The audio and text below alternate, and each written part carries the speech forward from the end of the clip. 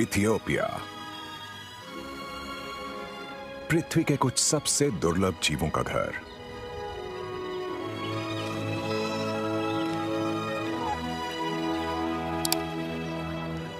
जिनमें बहुत से और कहीं नहीं पाए जाते हैं।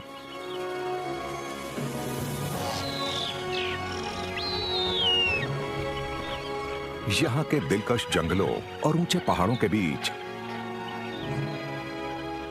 जिंदा रहना ही एक संघर्ष है। ये सिमियन माउंटेन्स हैं, जिन्हें रूफ ऑफ अफ्रीका भी कहते हैं।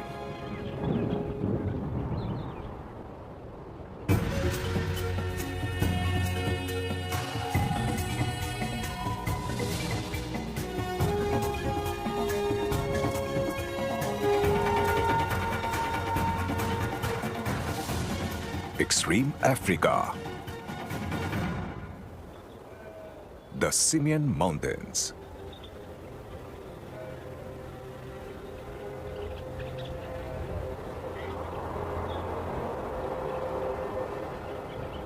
अफ्रीका के उत्तर पूर्व में एक जगह है जहां जानवर बादलों के बीच खतरनाक रास्तों पर चलते हैं।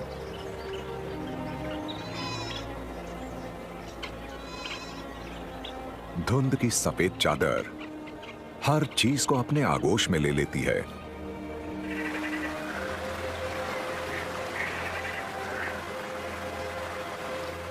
यहां पर रहस्यमय और अजीबोगरीब पौधों की कोई कमी नहीं है। चोटियों पर जो जीव रहते हैं वो सिर्फ यहीं पाए जाते हैं।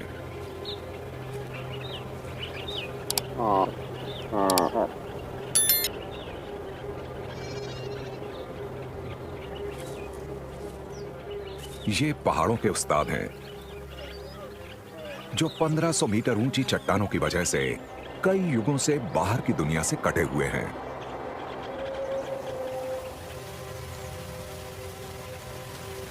यहां का जीवन इस अलग थलग पर्वतीय वातावरण में फलने फूलने के लिए विकसित हुआ है।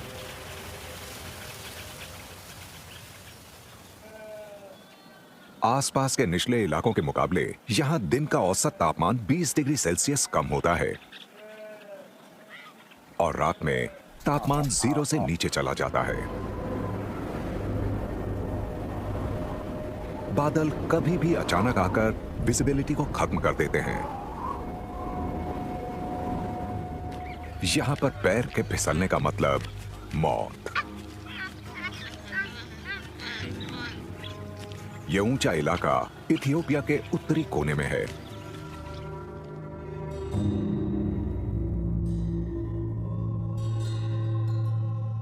सिमियन माउंटेन्स नेशनल पार्क लगभग 220 वर्ग किलोमीटर में फैला हुआ है। इसमें देश के कुछ सबसे शानदार भूभाग शामिल हैं। ये पहाड़ जो 4500 मीटर से भी ऊंचे हैं, 4 करोड़ साल पहले ज्वालामुखीय गतिविधि की वजह से बने थे। जब बाहर निकले लावा की मोटी परतें सतह के ऊपर ठंडी और इकट्ठी हो रही थीं, पृथ्वी के क्रस्ट के अंदर से निकली मैग्मा की विशाल धारा ने उनकी ऊंचाई को और बढ़ा दिया। हजारों सालों के इरोजन ने उन खड़ी चट्टानों, ऊंची चोटियों और ऊंचे पठारों को तराशा जिन्हें हम आज देखते हैं। 3700 मीटर से नीचे की ढलानों में रहस्यमय पेड़ उगते हैं। हैरानी की बात यह है कि ये ट्री हील्स, जिन्हें एरिका भी कहते हैं, ये हेथर की ही एक प्रजाति है। उपजाऊ ज्वालामुखीय मिट्टी में उगी ये झाड़ियां इतनी बड़ी हो जाती हैं कि एक जंगल का रूप ले लेती हैं।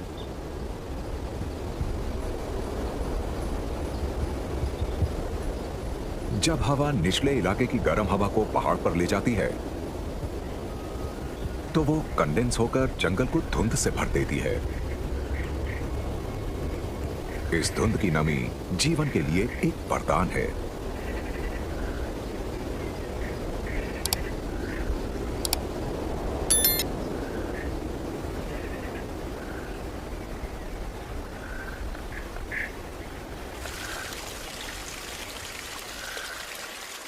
पर धुंध वो अकेली मेहमान नहीं है जिसने आज सुबह एरिका फॉरेस्ट में दस्तक दी है।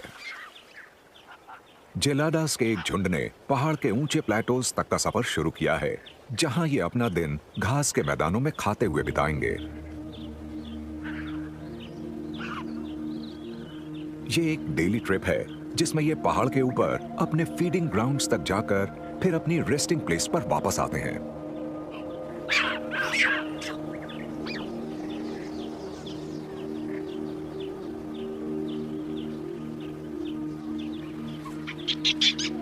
बच्चों की मौज मस्ती पूरे रास्ते जारी रहती है और ये पहाड़ को अपना खेल का मैदान समझते हैं।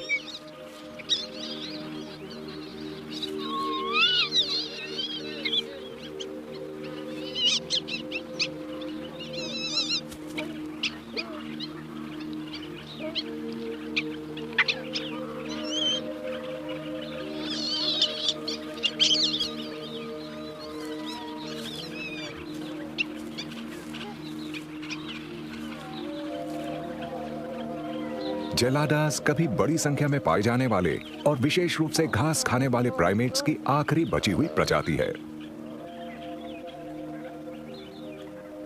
आज इनका एकमात्र आश्रय इथियोपिया के पहाड़ हैं, जहां ऊंचाई पर उगने वाली हरी भरी घास की कोई कमी नहीं है।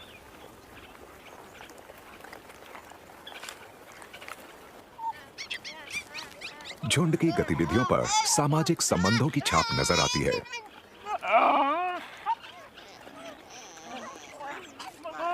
हालांकि ऐसा लग रहा है कि ये नर अपने हरम का इंचार्ज है, पर यहां पर फैसले मादाएं लेती हैं। ये फैसला भी कि वो रहेगा या नहीं। अगर इसने अपने हरम को ठीक से ग्रूम नहीं किया तो वो इसकी जगह किसी दूसरे नर को चुन लेंगी।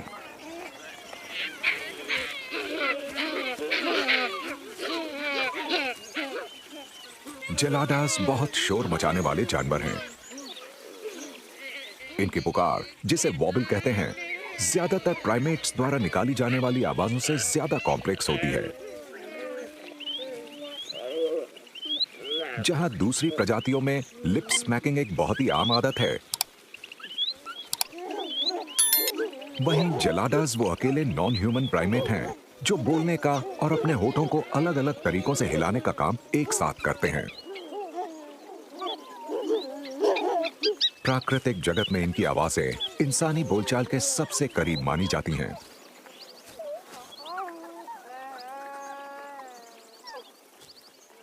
बच्चों के लिए बोलने बोलने से ज्यादा मजेदार खेलना कूदना है।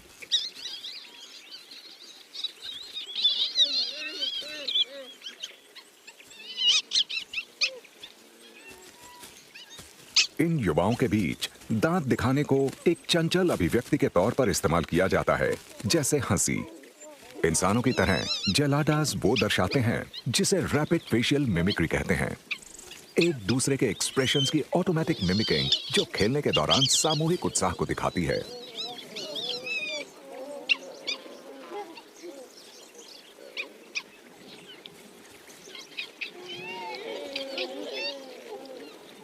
इससे सामाजिक एकता को बढ़ावा मिलता है और ये मांओं और छोटे बच्चों के बीच सबसे ज्यादा होती है।